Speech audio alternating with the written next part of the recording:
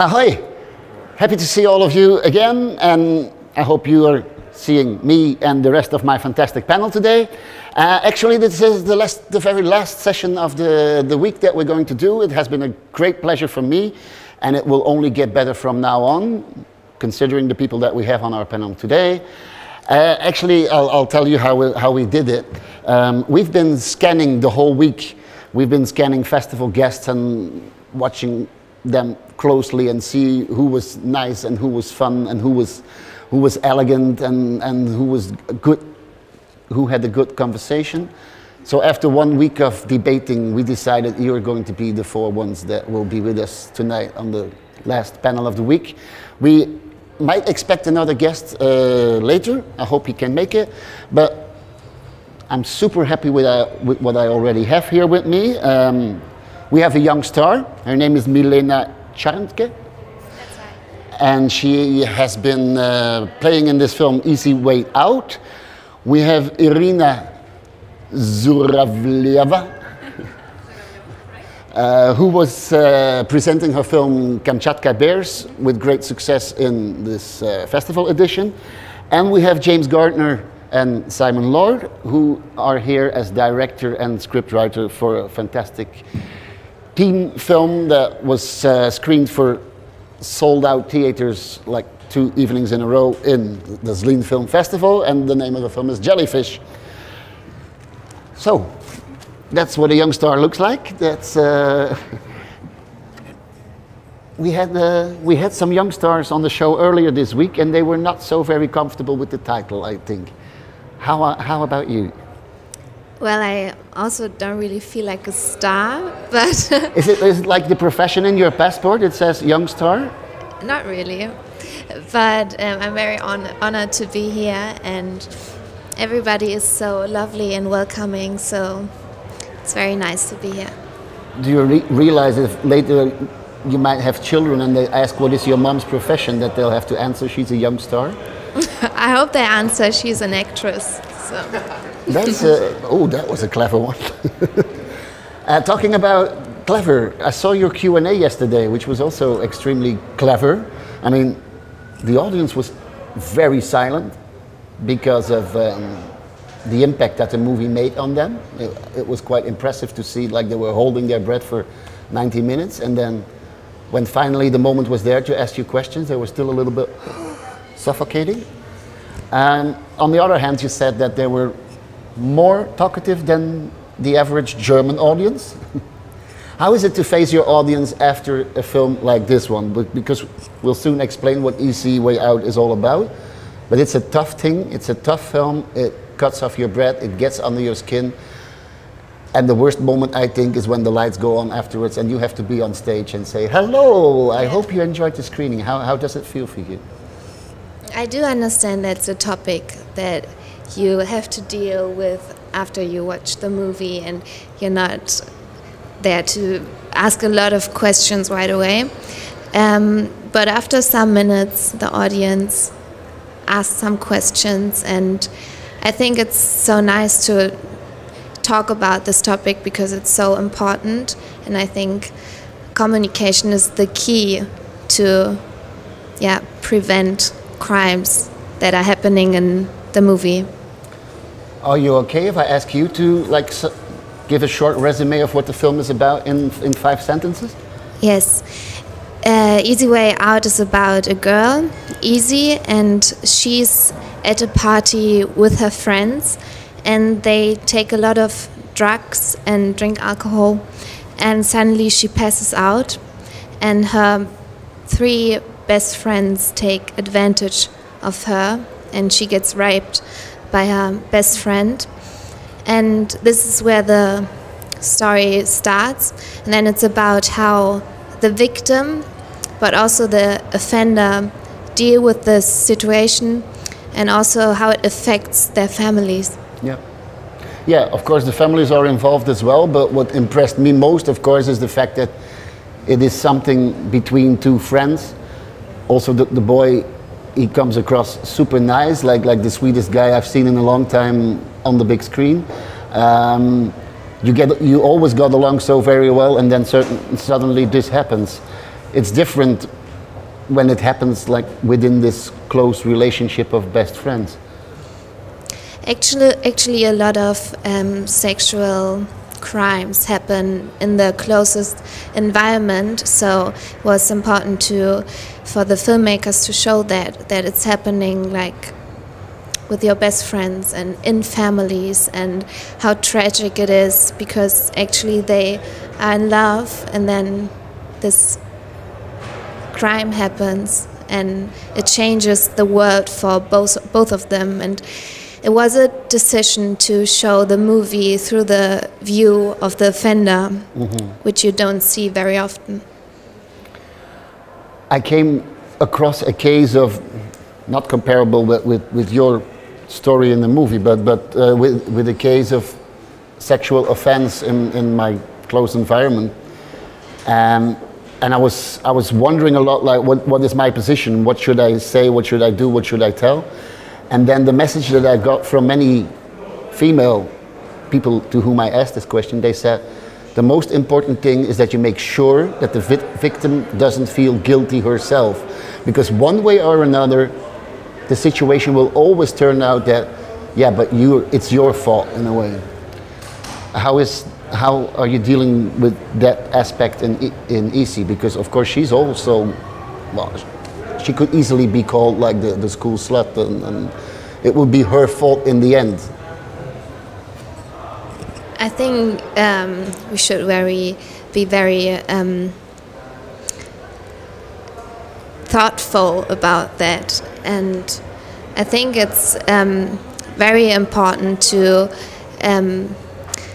make victims feel like they're not afraid to be addressed like that. And I think it's more important to say you should act like this or you are guilty, is to support them after what happened to them and make it easy accessible to get help. And also the most important thing is to educate young people before crimes like this happen, to prevent stories like this. Okay. I'm gonna change the subject for a second. I know you're the young star. It's very intimidating to be looking into your eyes and watching your questions, but the boy is extremely pretty, I should say. The main character is like, my God. Is he somehow famous? Is he a well-known character? Will he be? He looks incredibly good on the white screen, doesn't he? He's an amazing actor, and he's a good friend of mine now, and I'm happy to work with him again right now in a TV series, and I think we're gonna see a lot of him in the future. You can pass him the compliments of a middle-aged male heterosexual Belgian person who said that his appearance on screen was like amazing. I think so too. I will tell him. But so was yours. Thank you. Let's take it easy and move on to the one sitting next to you. I would call them young stars. Yes, there is star quality in the panel today, and no, much better off behind the camera than in front of it. Anyway, happy to have you here. Happy to be here. Because Jellyfish, I think, is one of the revelations of this festival. The screen, I tried to get into that screening, but I never made it because it was sold out. I'll send you a link. Morning. We spoke about Jellyfish before. Yeah, maybe you should, before we start speaking about it, you're able to give a 5-sentence resume of the story? 5 sentences exactly. Well, Jellyfish is the story of Sarah, who's she's 15, she's at school, she's working a job, and unbeknownst to everyone else in her life, she is having to take care of her younger siblings and her mother, who has mental illness, and she's hiding this from everyone. But her life is slowly becoming more and more difficult. But her drama teacher, Mr. Hale, sees something in her when she's kind of insulting her classmates, and he gets her to start putting together a stand-up comedy routine for the end-of-year showcase. And as her life kind of spirals out of control, she finds this outlet for the things that are happening to her. I got carried away for a few seconds. Do people often tell you that you look like Harry Styles? And you sound like Tom Jones? Not the latter, but the former. I get that all the time, but I walked past him in the street and the people I was with were like, oh, you look nothing like him. I think it's just the hair. I think that's all it is. It's just the hair, but then the good thing is that you speak out to both generations. I mean, you have Harry Styles and Tom Jones in you there. I mean, there's not a single person in the world that is not gonna adore you. Yeah, I think, if I had to be someone's love child, I would take that. When we spoke about the film before, you told me Mr. Hale, who's the teacher in the story, and he's not the main character, but I really like this figure that was putting the girl on the right track. Mr. Hale was named after your own drama teacher in high school. Yeah. Was it because it was a very particular drama teacher, or was it just a word game, or is it a tribute to, for instance, the role that the teacher can play in the life of a young person? All of those things, actually.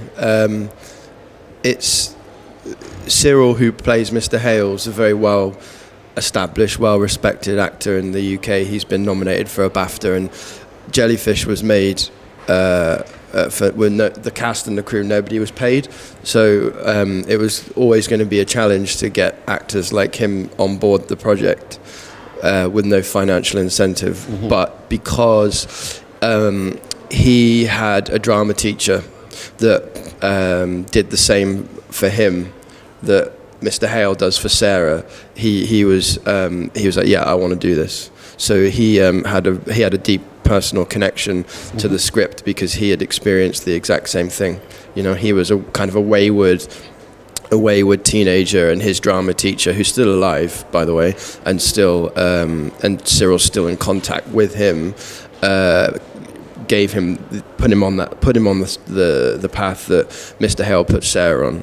And my drama teacher was called Mr. Hale. So and the character had to be called something. So it felt like the right thing to do. The film is recorded.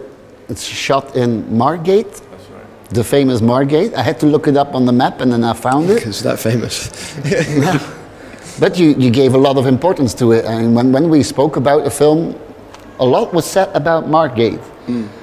Why is the location so important for this film? It's important for a few different reasons. I know the town very well, and what happens in the story with regards to Margate is happening right now in real life. So there's a lot of London money pouring into the town that is completely changing the affordability of the local people who live there to be able to afford to live there.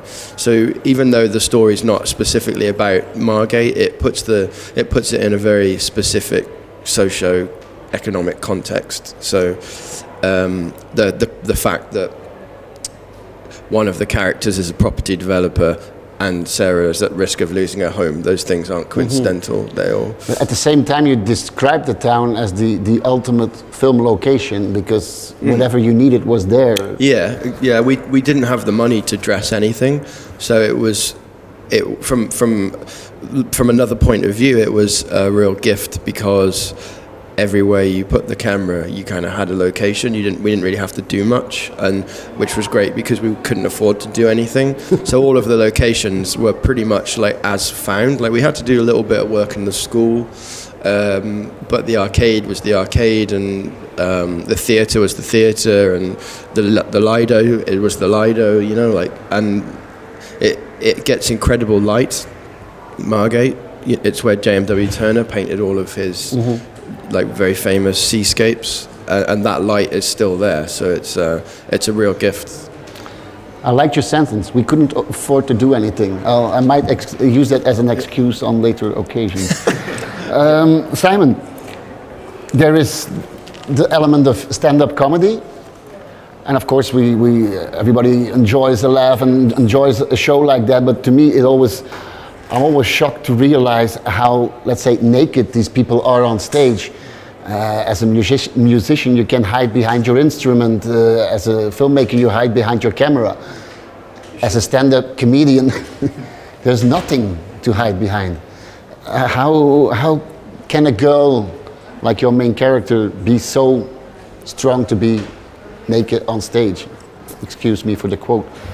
Yeah, it's I mean, the stand-up was one of the hardest elements of the film to get right. But it was like, you know, what we sort of realized about it was that it was more about that strength and about that ability to sort of express like what's happening to her, to find a voice for the sort of rage and frustration and all of the sort of hardship in her life. That's sort of what the ending of the film is about. What we didn't want to do is make it that all of this, you know, all of this hard stuff happens to her and then she gets there and she's just hilarious and everything goes wonderfully. We wanted to sort of convey that sort of, you know, is this all going to come crashing down feeling of a first gig, and to show that, you know, it's her first time on stage. If she was amazing, it would be too Hollywood, you wouldn't believe it. So it was really important to us that the stand-up routine really came out of her circumstances and felt like a first time, which is why James and I wrote it, and we have never done stand-up in our lives. And so all of the fumbles, all of the sort of jokes that don't quite land, they're all in there, like, sort of deliberately. And, you know, I mean, that's our excuse anyway, to sort of convey that first gig feeling. We tried working with a comedian, and they brought some great jokes, but they didn't grow out of the character. They didn't come from the circumstances of the film. So we were there on location. We were still rewriting. We were writing right up until midnight the night before, doing a new routine, adding new things. And we gave it to Liv, the actress, at 8 a.m. the next day, and she started filming like an hour later, and she she was incredible, like what she kind of brought to it. Irina, I thought you were going to be the easiest guest that we had this week in the panel, because you come with stories about bears, and I saw you in your Q&A yesterday and the audience kept on asking questions. How close were you with the bears, and were you cuddling the bears? And it was all about you and the bears. So actually I just don't feel like asking questions, and just tell me, how was it to be with the bears? Super scary. These are like wild animals. Yeah. Very big. just to be precise about this, I make it sound a little bit silly now, but you were very respectful towards them as wild animals. I mean, the audience, of course, expected you to tell about hugging bears, but you were very respectful about them, like they are wild animals, and that's how we see them in the film as well. Yeah, we were trying to film several brown bear families in the real bear paradise, where there are hundreds of them in the Kamchatka Nature Reserve, South Kamchatka Nature Reserve. And you know, the mother bears are amazing mothers. They're more dangerous than male bears, even the biggest ones, because they will do anything to protect their kids. And we were not supposed to interfere in any way into their lives. Of course, you're not allowed to feed them, to touch them, to approach them, to compete with them in terms of the fish, etc., etc. And the only sorry, English is not my mother language. Yeah, the only way to film them for several months. We were filming for 7 months.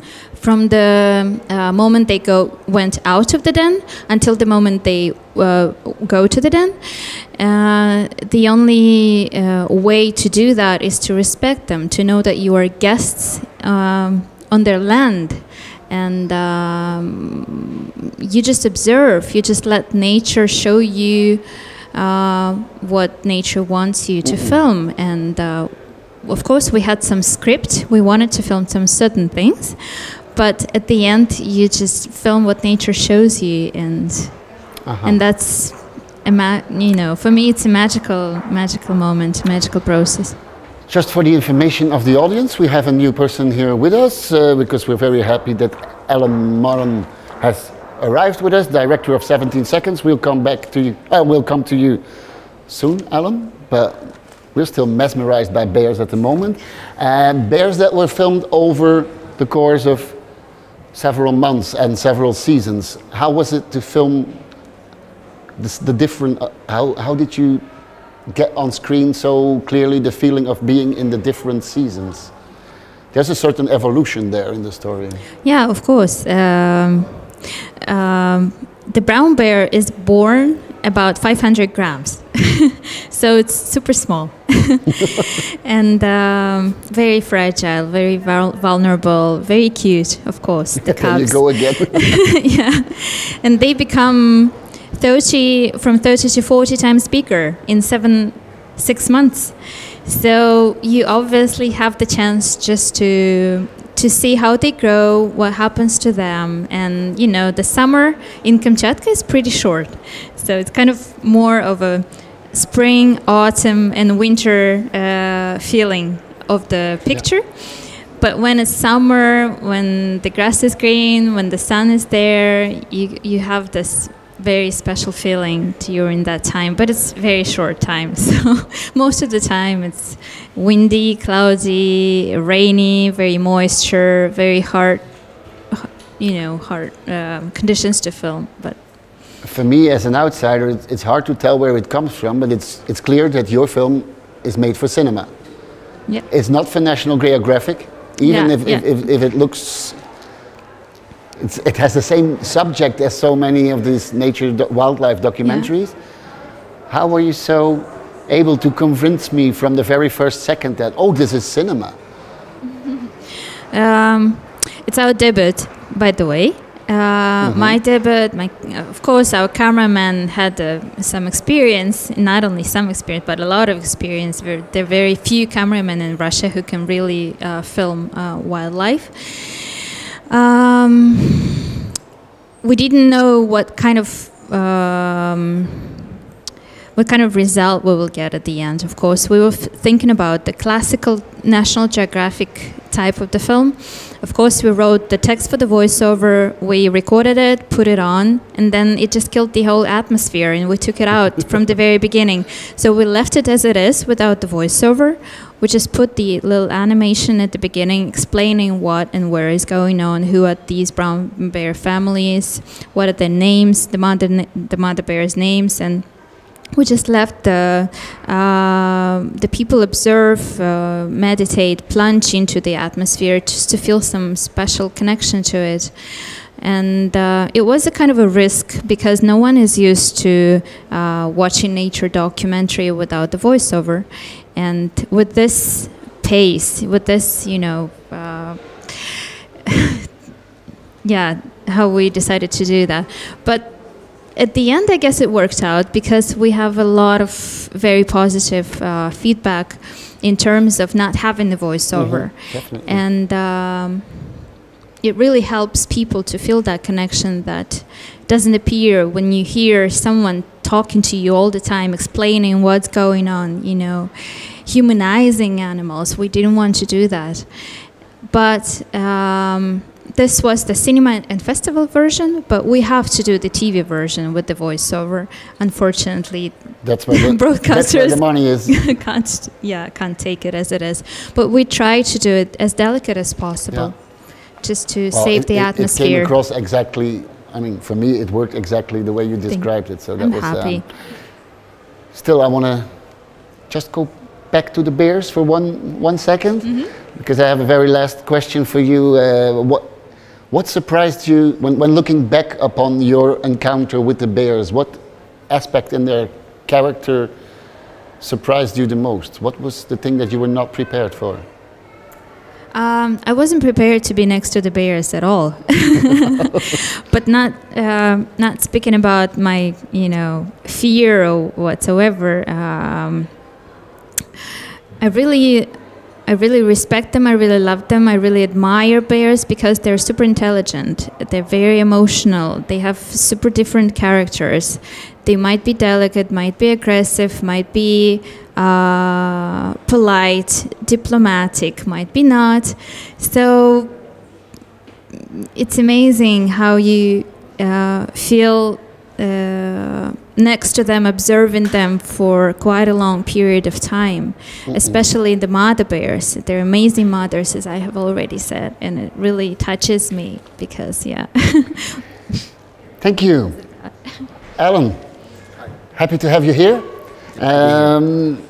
Alon came to Zlín with a film called 17 Seconds, and it's a documentary that follows the careers to be of 4 athletes in a national sports school.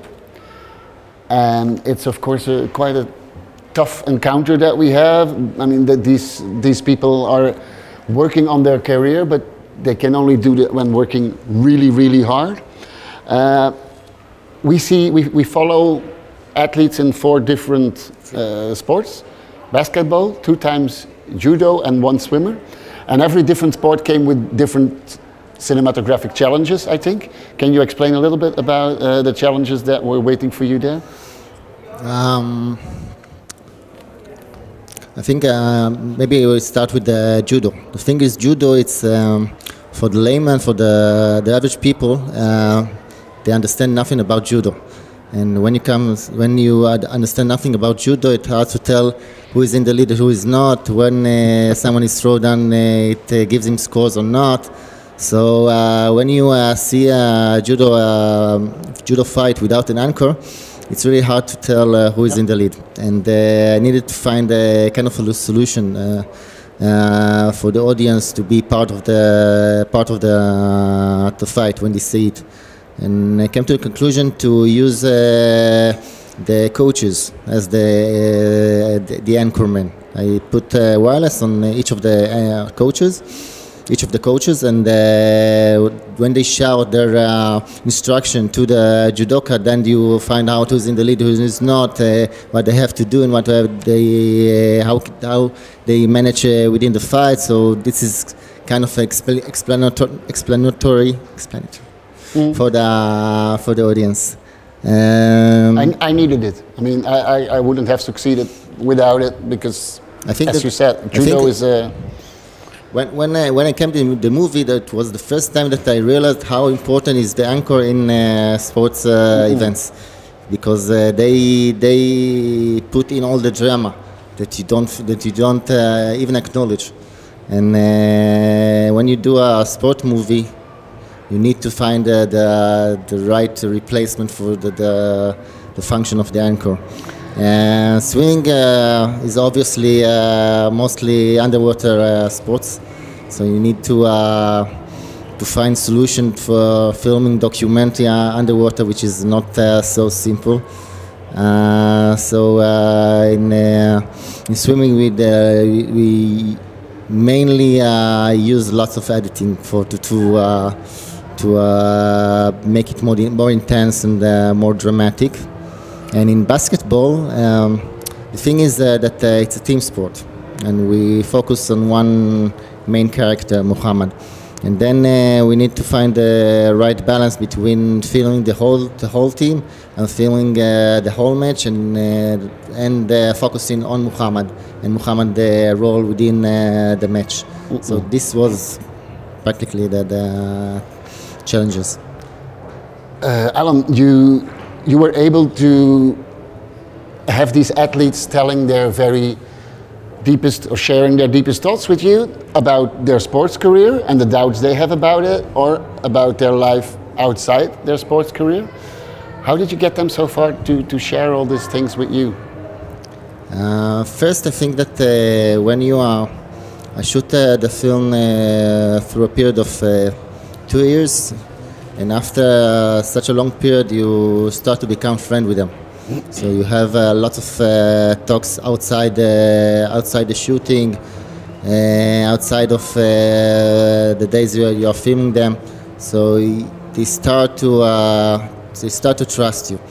And the other thing is that I conduct in each one of them a long session of 4, 5, 6, 7, 8, 2 days or more of sessions of talks, when I let them talk freely.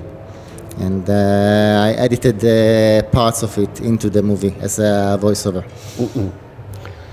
Great. There was a lot of you today. I wish we could have go on for another half an hour. Unfortunately, our time is up.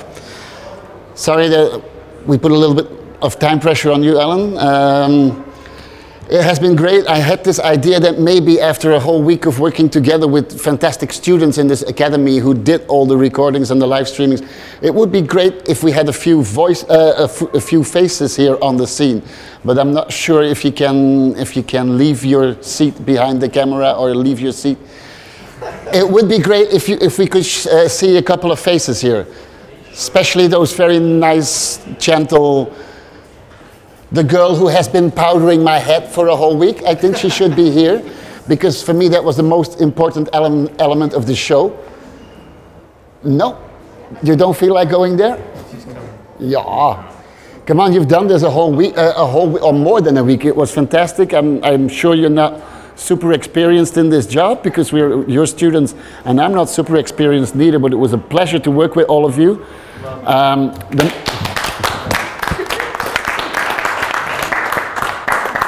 The big mystery behind the success of our panel was the fact that every day there was power on my head, so it was not too shiny, and that we have, thanks to this wonderful lady working here on the set.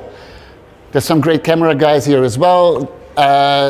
Thank you everybody for doing this job. It was a pleasure for me. I hope it was a pleasure for you, and I hope we can come back next year and do it even bigger and better and more, and with more young stars in the panel. Ahoy, it was a pleasure doing this. See you again soon, and happy that you enjoyed the Zlín Film Festival. Ahoy.